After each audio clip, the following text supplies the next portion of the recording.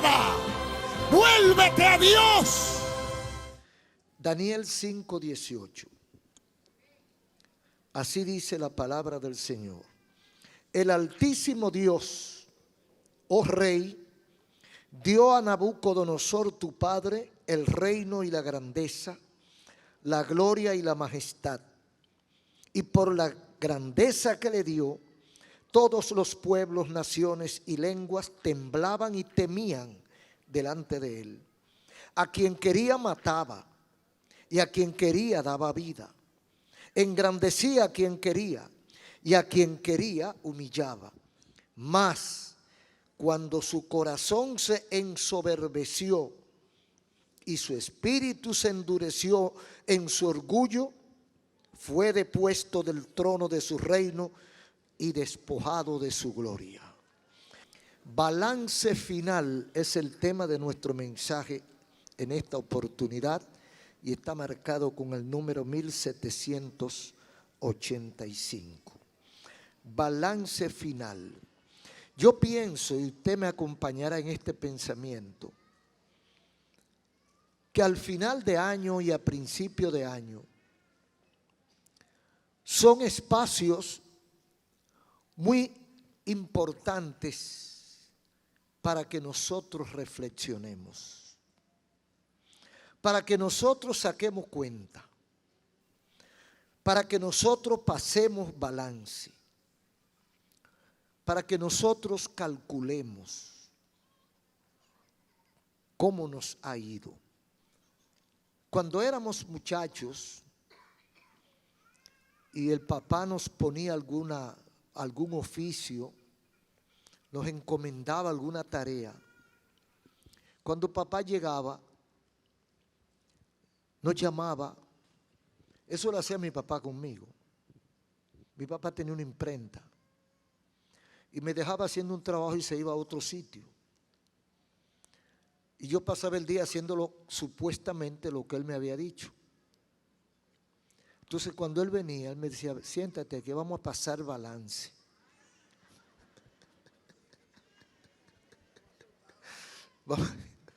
Vamos a ver si tú hiciste lo que yo te dije o tú hiciste lo que te dio la gana.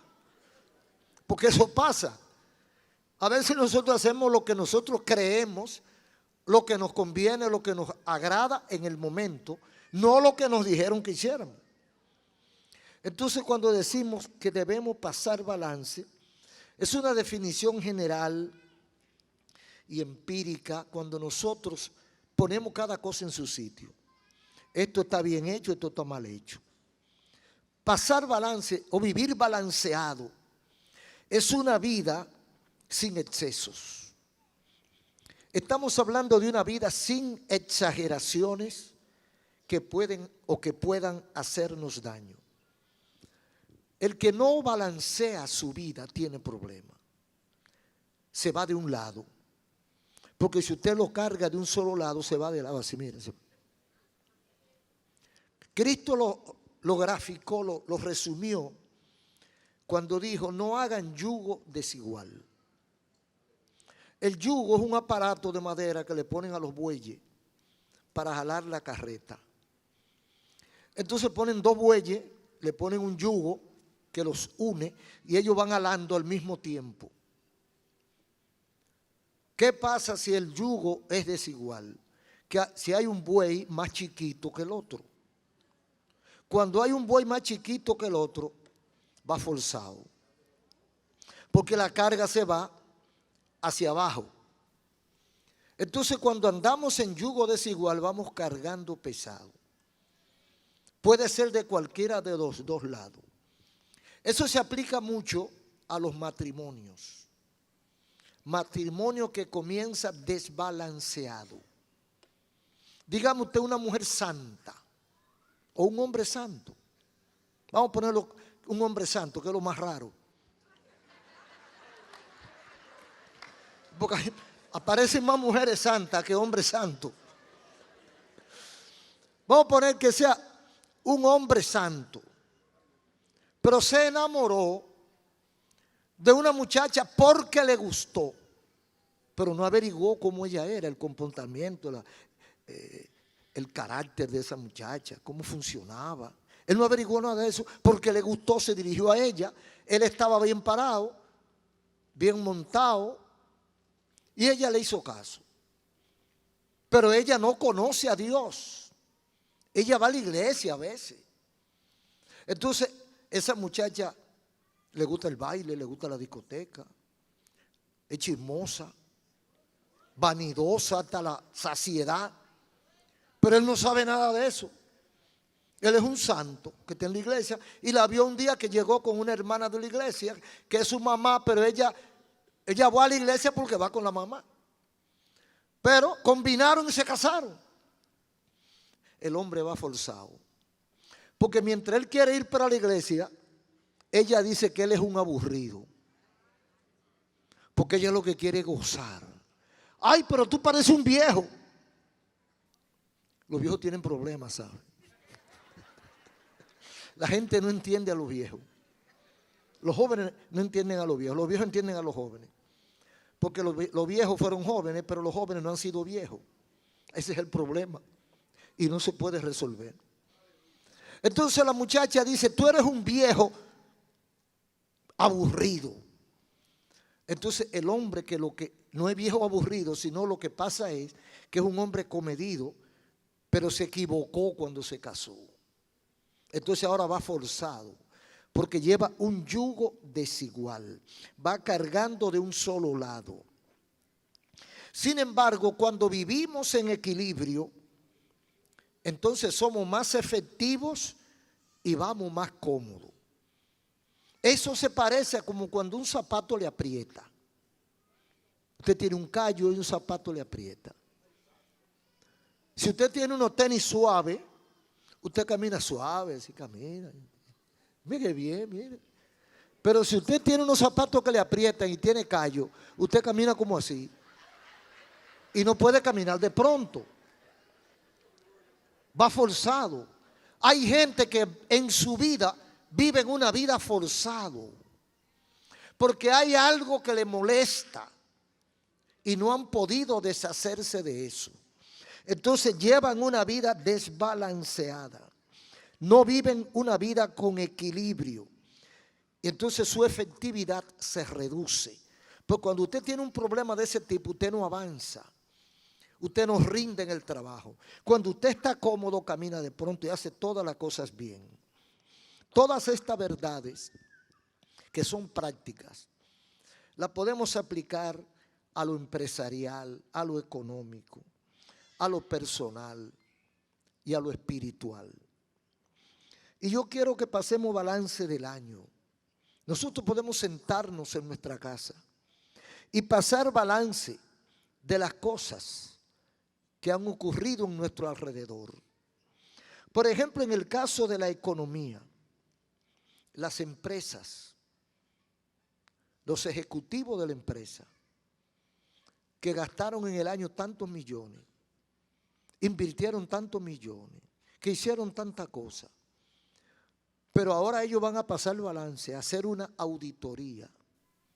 Vamos a ver cómo fue que no fue. Porque quizá yo creo que estoy bien, pero cuando yo pongo todos los numeritos en la mesa, entonces digo, oh, mira, aquí hubo un escape. Si seguimos así vamos a la quiebra. Pero y aquel que no pasa balance, el golpe avisa. Cuando tiene el accidente, uy, entonces empieza a analizar por qué fue que quebró, pero ya está quebrado. Entonces el balance hay que pasarlo antes de quebrar, porque eso es salud económica. Tenemos que pasar balance. Cada cierto periodo, los negocios o personas deben analizar sus pasivos y sus activos, capital, deuda, a ver cómo están las cosas.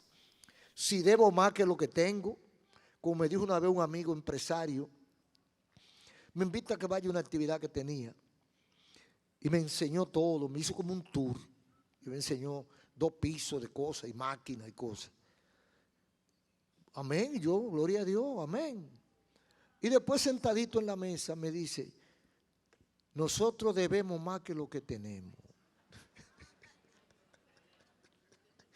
O sea que estaban desbalanceados, estaban en deuda, estaban en problemas, porque si tú lo que debes supera lo que tú tienes, ni que lo venda paga. Bendito sea el nombre del Señor.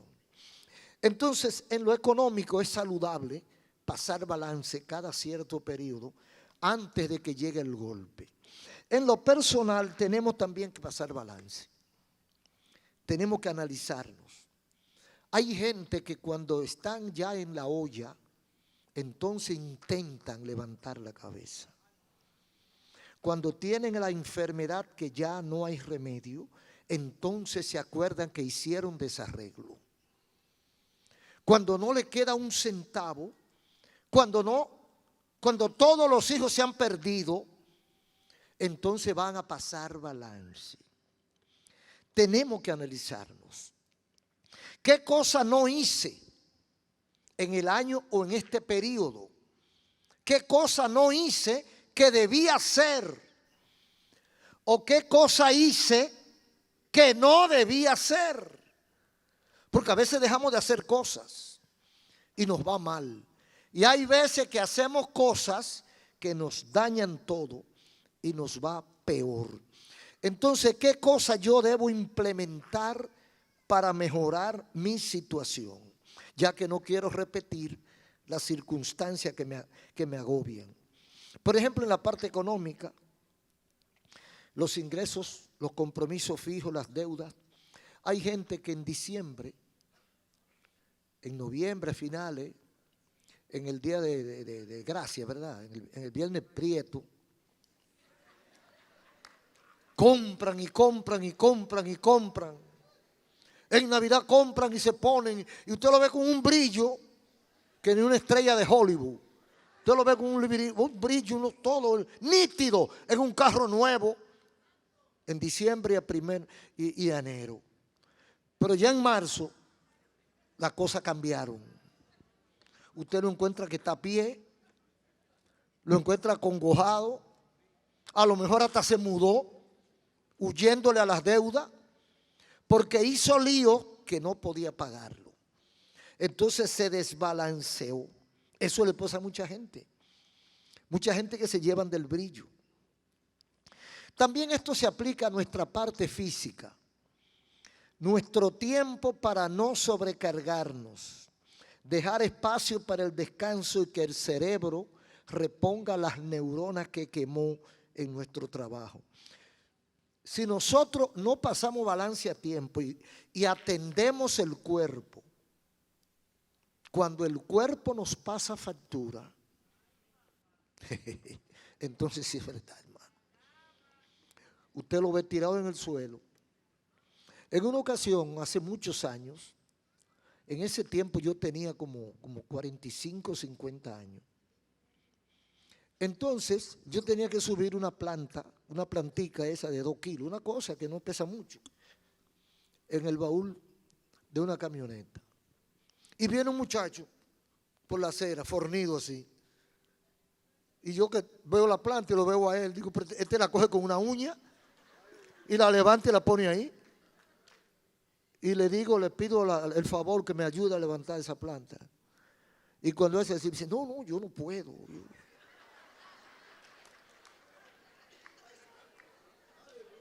Él tenía como 20 o 22 años, una cosa así. Yo le doblaba la edad y era flaco. Y yo cogí la planta y la subí. Él no podía. ¿Por qué? Había vivido una vida desbalanceada.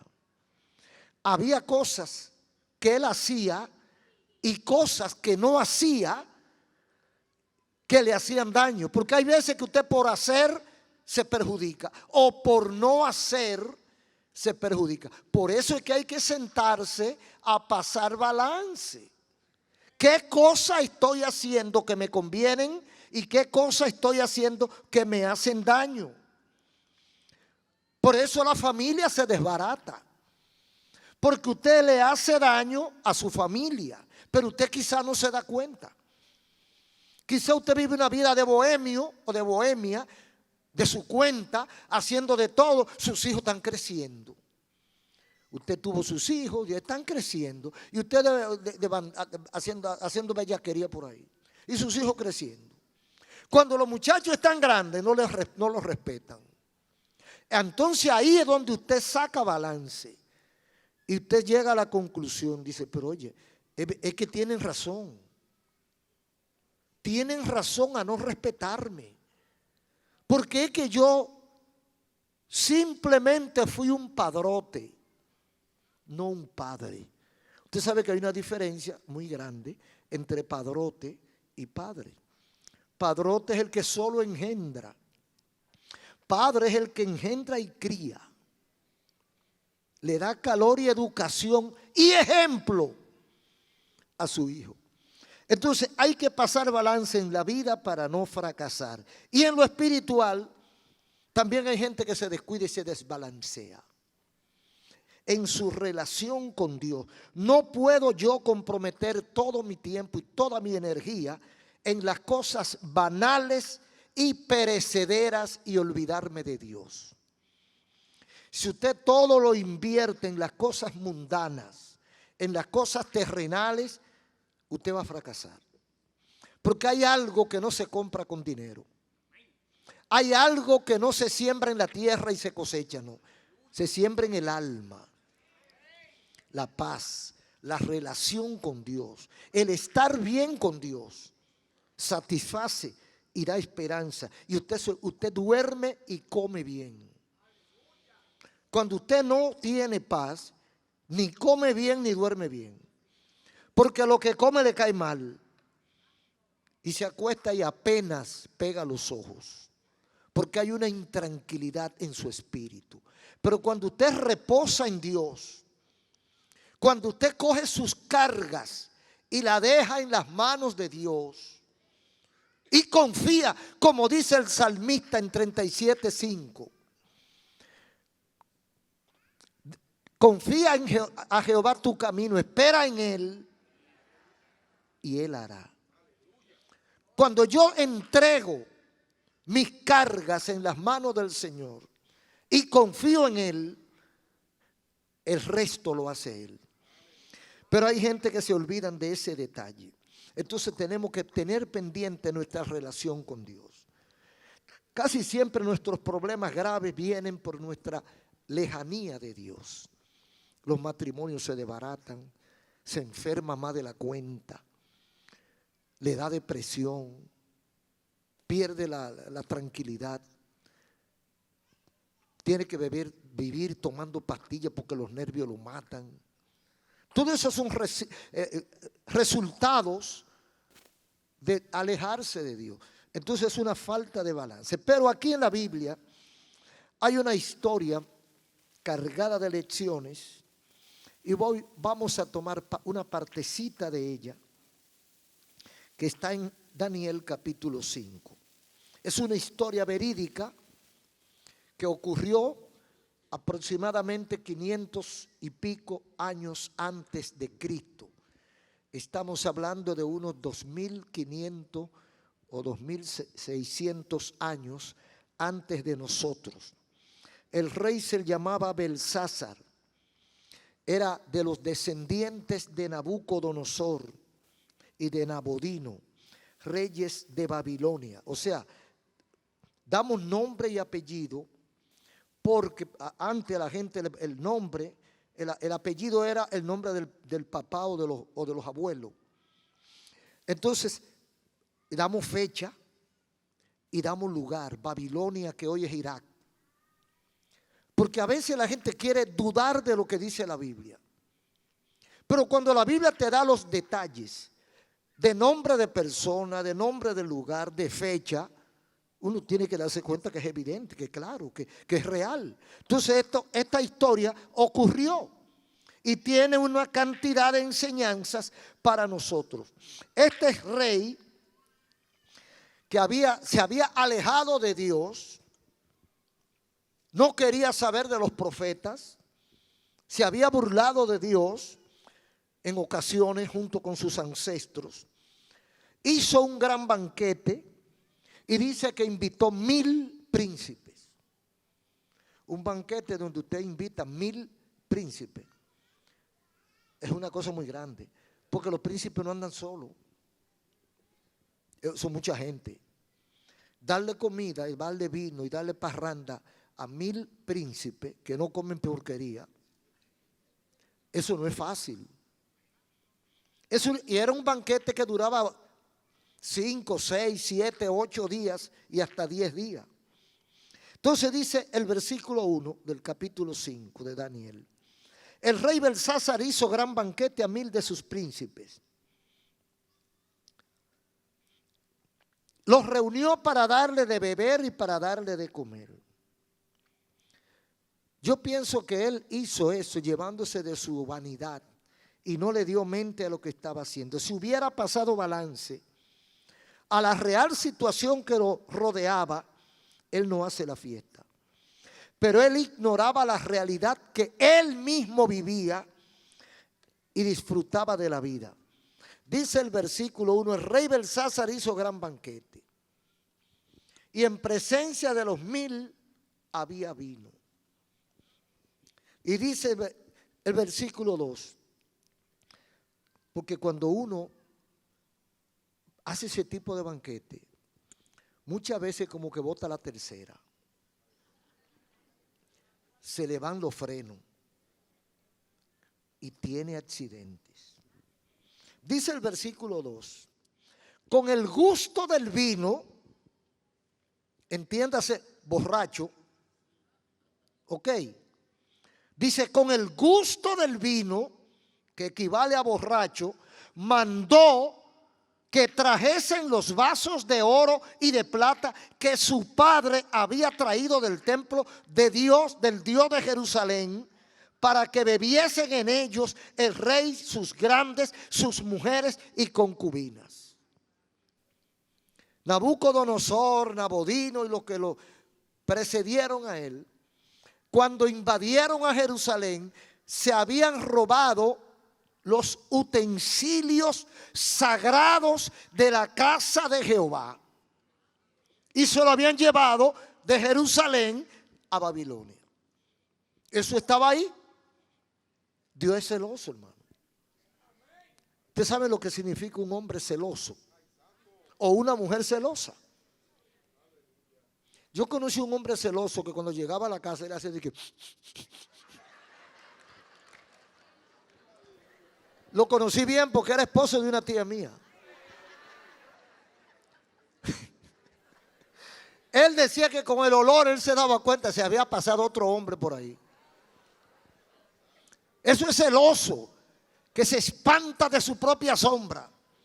Siempre cree que lo están engañando.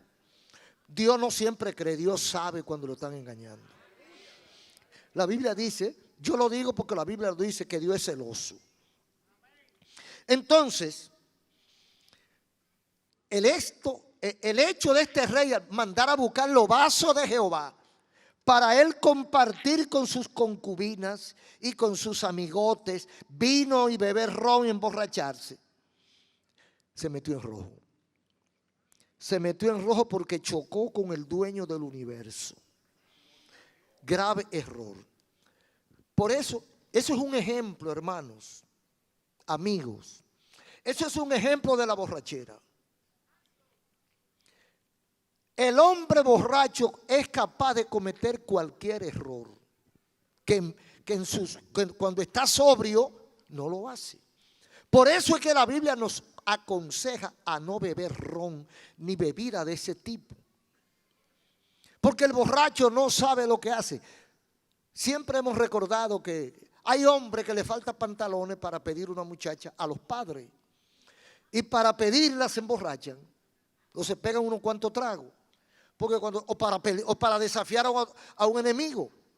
Porque no tienen el coraje suficiente. Entonces ellos tienen que tener romo en la cabeza para hacer ciertas cosas. Cuando uno hace eso, comete cualquier tipo de error. Entonces eso le pasó a este rey. Se emborrachó, mandó a buscar. Él sabía que eso no se podía, pero lo hizo porque estaba borracho. Con el gusto del vino. Y entonces, una sorpresa. Él tiene todos sus príncipes. Yo no sé cuántos días tenían ya de beventina. Cuando él manda a buscar los vasos. Como que eso fue como un antojito de él. Mira, ahora no va a buscar los vasos de Jehová. Yo quiero darme el gusto de beber mi romo en los vasos sagrados de Jerusalén. Ay, papacito. Se metió en rojo, hermano. Ok. Le trajeron los vasos y están ellos en su francachela, tirando las puertas por la ventana. Y en ese momento que están ellos gozando, dice el versículo 5, en aquella hora, eso dice la Biblia, eso no es invento de nosotros. Y ya le dije que eso tiene fecha, lugar y nombre personal. Eso sucedió. Dice que en aquella hora, en medio de la fiesta, aparecieron los dedos de una mano de hombre que escribía sobre la pared. Y cuando el rey vio eso, dice aquí, entonces el rey palideció y sus pensamientos lo turbaron y sus rodillas se daban la una con la otra así. ¿Cómo se llama eso? Miedo. Eso se llama que estaba más asustado que un mono en un ascensor o en canoa, en una canoa. Se metió con Dios y no midió las consecuencias.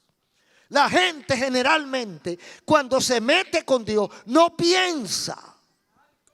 Lo hace porque no piensa.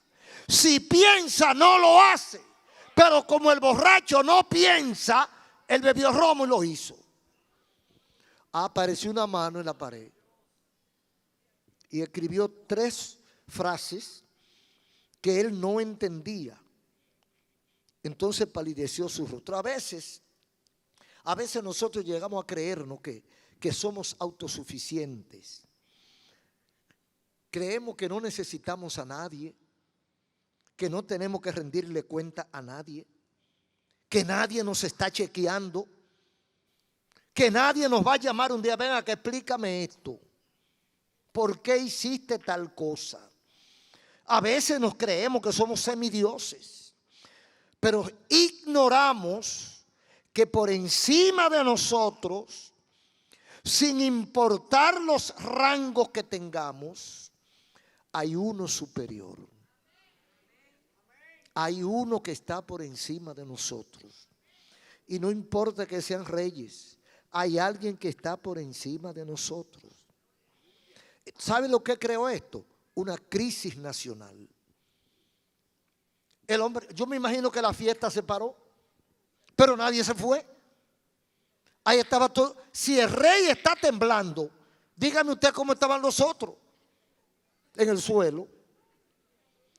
Entonces dice el versículo 7.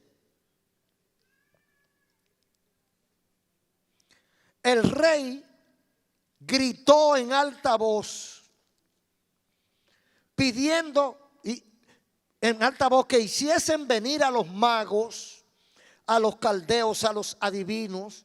Y dijo el rey a los sabios de Babilonia, cualquiera que lea esta escritura y me muestre su interpretación, será vestido de púrpura y un collar de oro llevará en su cuello y será el tercer señor en el reino. La Biblia no dice qué tiempo transcurrió entre una cosa y otra, pero ahí estaba toda la gente. Todo el que estaba en fiesta ahora estaba temblando, asustado, nervioso. Y el rey esperando que les resuelvan eso. Eso es una crisis nacional. Porque no fue en la casa de Juan de los Palotes que pasó, fue en el Palacio Real, de donde salen los decretos y los cheques y las órdenes. El país, el imperio paralizado por la visión que tuvo el rey, porque fue el rey que tuvo la visión. Y van a buscar los magos y buscan a todo lo que pueden y nada. Nadie se atreve. Se moviliza todo el reino en busca de sabios que pudieran interpretar esa escritura, pero nadie fue capaz. Mientras ellos están en esa crisis, No dice la Biblia cuántos días duró la crisis. Pero mientras ellos están en esa crisis, pasa algo pintoresco. Algo que es normal, pero no sucede mucho. Dice el versículo 11. A veces la gente dice que las mujeres averiguan mucho, que las mujeres preguntan mucho. Pero mire lo que pasó con esta mujer, la reina. Dice el versículo 11. Entonces el rey Belsasar, el versículo 9, se turbó sobremanera y palideció, y sus príncipes estaban perplejos. Versículo 10. La reina, por la palabra del rey y de su príncipe, entró a la sala del banquete. En ese tiempo para la reina entrar tenía que pedir permiso. La reina. Imagínense cómo eran las cosas en la ley medo-persa. Entonces la reina pide permiso para darle una información al rey y a sus príncipes. ¿Cuál fue la información? Dice ella: rey que vive para siempre, no te turbe, no te turben tus pensamientos, ni palidezca tu rostro. Ella venía con buena noticia. Ella se enteró que había una turbación en el reino. Mujer sabia. Dice la Biblia, mujer sabia edifica su casa. Y aquí yo digo, mujer sabia edifica su reino. Ella entró porque ella tenía una idea. Ella tenía un conocimiento que tal vez el rey no lo tenía o no quería ponerlo en práctica. Y ella entra a la sala donde están los príncipes y le dice: rey, en tu reino hay un hombre en el cual mora el espíritu de los dioses santos, dice ella. Porque ella era una pagana, ella no tenía cultura cristiana ni cultura deísta, cultura judía. Ella no entendía esos términos. Y lo que dice es: en tu reino hay un hombre que lo usa o lo bendicen los dioses santos. Y a tu padre, cuando tu padre Nabucodonosor se vio en aprieto, aquel sueño que tuvo en el capítulo 2 de Daniel, de la estatua aquella. Cuando tu padre o tu abuelo Nabucodonosor tuvo un sueño y nadie pudo interpretarlo, ese señor le interpretó el sueño y salió todo como él se lo había dicho. Por cuanto fue hallado en él mayor espíritu, ciencia y entendimiento para interpretar sueños y descifrar enigmas y resolver dudas, esto es Daniel, al cual el rey que puso por nombre Belsasar: llámese pues ahora a Daniel y él te dará la interpretación. Daniel era un siervo de Dios. Era uno de los jóvenes judíos que habían llevado cautivo a Babilonia, pero que no había manchado su testimonio, que había guardado su fe, había corrido riesgo, se había visto al borde de la muerte por no negar su fe. Y entonces Dios le daba la claridad de esos sueños. Y mandan a buscar a Daniel para que le interprete el sueño. Pero ¿qué me llama la atención aquí? Una de las cosas que me llama la atención es el testimonio público de Daniel. Amigos y hermanos, ¿quién es que está dando buen testimonio del joven Daniel? La reina. ¿Qué le parece?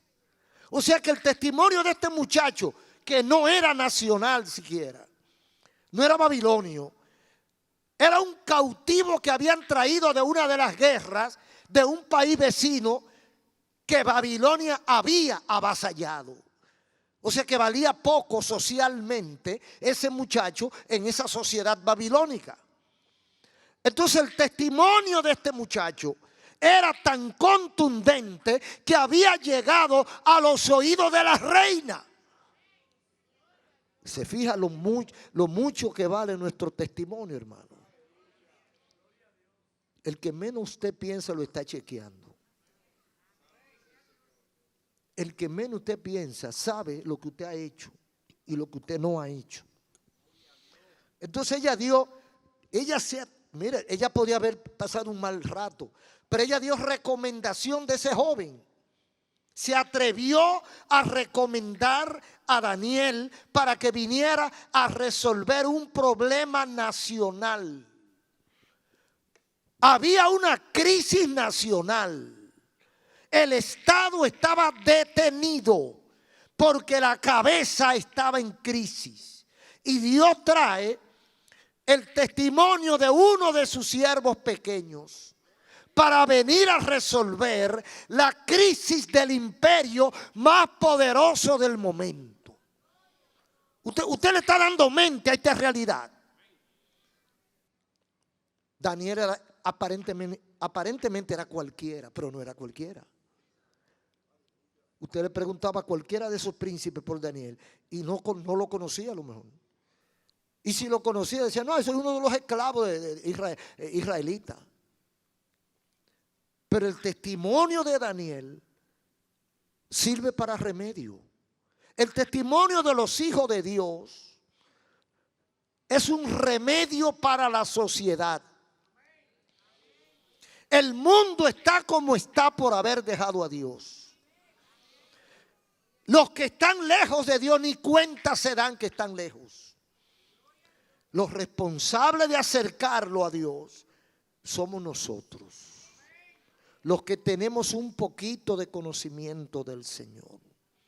Eso fue lo que hizo Daniel. Él dio testimonio del Dios en quien él creía. Y ese testimonio repercutió a los más altos niveles de la sociedad babilónica.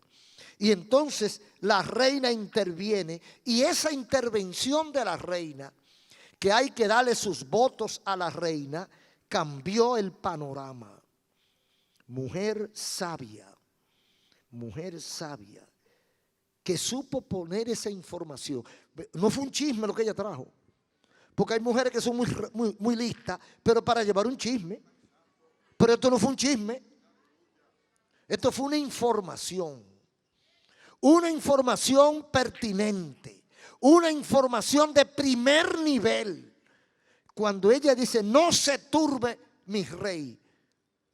Cuando usted está así, asustado, temblando, y alguien viene y le dice, no tengas miedo, ya con esa palabra, ya usted comienza a calmarse. Dice, este tiene una solución. Y efectivamente, ella tenía una solución.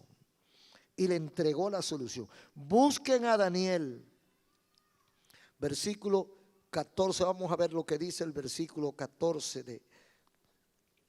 Dice, ya cuando Daniel está frente al rey asustado que estaba amarillo, dice el rey a Daniel, yo he oído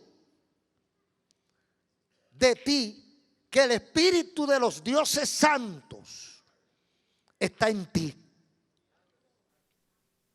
y que en ti se halló luz, entendimiento y mayor sabiduría. Ahora fueron traídos mis sabios y astrólogos para que leyesen esta escritura y me diesen su interpretación, pero no han podido mostrarme la interpretación del asunto. Y yo he oído que tú tienes espíritu de los dioses y me vas a resolver el problema. Entonces Daniel respondió y dijo delante del rey, dice el rey, si ahora puede leer esta escritura, le dice el rey a Daniel, si tú me resuelves este problema, te voy a vestir de púrpura. Te voy a poner un collar de oro en tu cuello y será el tercer señor en el reino. En un imperio, eso es grande. Sin tirar un tiro, tercer señor. Sin arriesgar su vida, el tercer señor. ¿Y cuál es la respuesta de Daniel? Me llama mucho la atención la calidad espiritual de Daniel. Hay gente, hermano, en nuestros días Y a veces dentro de nuestras iglesias, que cuando le ofrecen una cosa así, se derriten como mantequilla en pan caliente. No, se tiran que me va a poner un collar de oro, que me va a hacer el vestir de púrpura y me va a poner en el tercer lugar del reino. Pues yo hago lo que sea. Porque son gente que andan buscando lo material. Pero Daniel no andaba buscando lo material. Porque Daniel estaba consciente que todo lo de aquí es pasajero.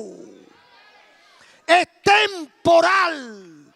Es por un rato. Hay cosas que valen eternamente. Valen aquí y valen allá. ¿Sabe la respuesta de Daniel?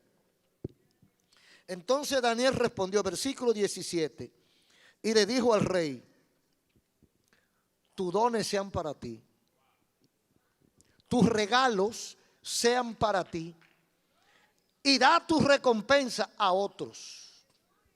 Leeré la escritura y le daré la interpretación, pero yo no quiero regalo.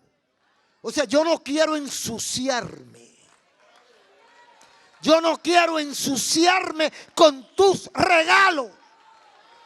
Los regalos del diablo están envenenados. Y él conocía bien que lo que él tenía no se vende. Bendito el nombre del Señor. Tus regalos sean para ti. En otras palabras, yo no lo quiero, tampoco lo necesito. Entonces le hace un recuento, un breve recuento, como para llamarle la atención y reprenderlo. Dice el profeta Daniel al rey, de ahí a ahí, versículo 18. El Altísimo dio a tu padre grandeza, gloria y majestad. Pero cuando su corazón se endureció en su orgullo, fue depuesto del trono de su reino y fue echado de entre los hombres, y con los animales fue su morada. Eso fue tu padre o tu abuelo, Nabucodonosor. Cuando él se creyó que era la gran cosa, Dios lo quitó del medio. Y tú te has metido en rojo. Cuando él hizo lo que hizo de los vasos aquellos, se metió en rojo. Porque él intentó burlarse de Dios. Amigo, búrlese de lo que usted quiera, pero no de Dios. Porque tiene el juego pesado y te encuentra donde quiera que te meta. Y te castiga por donde menos tú esperas. Entonces le dice Daniel al rey: el Altísimo dio a tu padre gloria, majestad, grandeza. Pero cuando él se creyó que era la gran cosa, la gran pila, entonces Dios lo depuso de su reino y fue echado de entre los hombres. Entonces dice el versículo 22. Eso es de ahí a ahí que le está hablando con el rey. Porque hay gente que se aprietan cuando están hablando con un presidente, con un rey o con un alto funcionario. Entonces dice Daniel al rey: y tú no has humillado tu corazón sabiendo eso. Porque la historia de tu abuelo tú tienes que conocerla. Entonces tú, sabiendo eso, te has metido contra el Dios que castigó a tu abuelo. Entonces dice: sino que contra el Altísimo te has ensoberbecido, por eso de su presencia ha venido esa mano. Esa mano que tú viste, varón, es la mano de Dios. Y eso que escribió esa mano es tu sentencia. Ahí está todo lo que va a pasar contigo, varón. Y tú no lo entiendes. Y te lo pusieron en la cara. Uno pensando dice: pero ¿cuántos días duró esa escritura ahí? No sabemos. Parece que vino, la esculpió en la pared de piedra, la esculpió. Porque fue una mano de fuego. Y esculpió esas letras y se quedaron ahí. Ojalá que los arqueólogos la encuentren. Entonces viene Daniel a interpretar lo que Dios le está diciendo. Y sabe la historia bellísima que Dios le da, la misma que le puede dar a cualquiera de nosotros que se mete en rojo, a cualquiera de nosotros que intente burlarse de Dios, A cualquiera que crea que Dios es un muñeco más y que se puede burlar y ponerlo a esperar y reírse de él y mofarse de las cosas serias. La escritura que el rey vio y que lo atolondró y que lo ensimismó y que lo acabó y que lo derrumbó sin saber lo que decía. Oiga eso. El rey está temblando y el reino entero está temblando sin saber lo que decía. Ahora cualquiera, hermano. Mira, nosotros estamos aquí adorando al Señor y usted ve una mano ahí que empieza a escribir cosas y todo el mundo cae redondo al suelo. Se le disparan los breakers, porque es lo mejor que puede pasar. Uno se le disparan los breakers y ya no sabe nada. Entonces se desmayaron, se asustaron, temblaron sin saber lo que decía. Habían pasado los días cuando en lo que encuentran a Daniel, traen a Daniel y todos esos príncipes están ahí en el palacio esperando noticias porque el reino está detenido. Hay gente que no piensan porque el rey sabía que tenía enemigos en la cercanía. Sabía que habían otros reinos menores que él, pero enemigos de él. Y que podían hacer cualquier daño y podían unirse contra él. Pero él nuevamente a eso, porque él creía que él era intumbable, invencible. Y él creía que él era un Dios. La soberbia lleva a la gente a eso. Entonces dice Daniel, te voy a decir lo que dice la letra esa. A ver si te tranquiliza. Dice, mira, lo que quiere decir eso, está dicho en un idioma jeroglífico. Lo que dice es el versículo 24 al 30. Versículo 24 al 30. Dice el 25. La escritura que trazó es Mene, Mene, Tekel, Uparsin. ¿Eso es todo lo que dice? ¿Y qué es eso?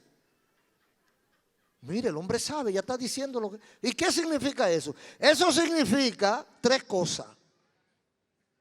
Número uno, Dios contó tu reino y le ha puesto fin. El hombre se está apretando más. Segundo, has sido pesado en balanza y fuiste hallado falto. Amigos y hermanos, nuestros actos son escrutados por Dios. Dios pesa nuestras acciones. Ese es el mensaje. Lo que tu vida ha sido puesta en balanza. Dios te ha pasado balance a ti. Te pasó el último balance. Y el resultado es que ha puesto, Dios contó tu reino y le puso fin. Fuiste pesado y te faltó. Porque nuestras obras pesan. Y Dios las toma en su mano y las califica. Y tercero, la tercera sentencia, tu reino ha sido roto y dado a los medos persas. Antes de amanecer, entró una invasión de los enemigos de Belsasar. Lo cautivaron y le dieron muerte. O sea que solamente Dios estaba esperando, lo mantuvo para que él supiera el mensaje. Tan pronto Daniel descifra el mensaje, termina la historia de Belsasar. Eso puede pasar con muchos de la gente que no quiere recibir ni quiere hacer la voluntad de Dios. Belsasar ignoraba que alguien lo vigilaba. Y esa misma noche llegaron los enemigos y Belsasar fue muerto y el rey Darío de los caldeos tomó su reino. Conclusión de todo esto. Creo que todos, amigos o evangélicos, esposos, padres, hijos, todos nosotros, ciudadanos, gobernantes, debemos hacer un balance final. Fin de año, principio de año, debemos pasar balance. A ver dónde hemos fallado. ¿Qué cosas en nuestra vida podemos superar? ¿Qué cosas en nuestra relación con Dios podemos superar? Y no perder tiempo para que llegar el momento en que sea tarde. No, vamos a hacerlo inmediatamente. ¿Cómo ha sido nuestro andar durante este año? ¿Llenamos las expectativas? ¿Alcanzamos las metas que nos propusimos? ¿Superaremos en el próximo año los errores del año que termina? ¿O vamos a seguir igual, haciendo lo mismo que hicimos? ¿Vamos a seguir tropezando con el mismo tocón? ¿No vamos a levantar los pies para no tropezar más con la misma piedra? Yo le invito a que pongamos como meta en nuestras vidas cambios positivos, cambios reales, que entreguemos al Señor Jesús el control de nuestra vida y de nuestra familia. Y usted verá que terminaremos mejor que como comenzamos. Balance final. Un aplauso al Señor. Querido amigo, acabas de escuchar el mensaje de la palabra de Dios y Dios habló a tu corazón. Si quieres comenzar una vida nueva, entrégale tu vida a Cristo, tu corazón. Repite conmigo esta breve oración. Amado Dios, te adoro y te alabo y te agradezco haberme hablado al corazón. Señor, reconozco haber pecado contra ti. Hoy me arrepiento, te pido perdón, te entrego mi corazón y acepto a Jesucristo como mi Señor y mi Salvador. Lávame con tu sangre y escribe mi nombre en el libro de la vida. Amén. Si lo hiciste de corazón, busca una iglesia cristiana evangélica y asiste a los cultos. Y todos los días lee la Biblia y habla con Dios en oración. Y allá en el cielo nos veremos. Dios te bendiga.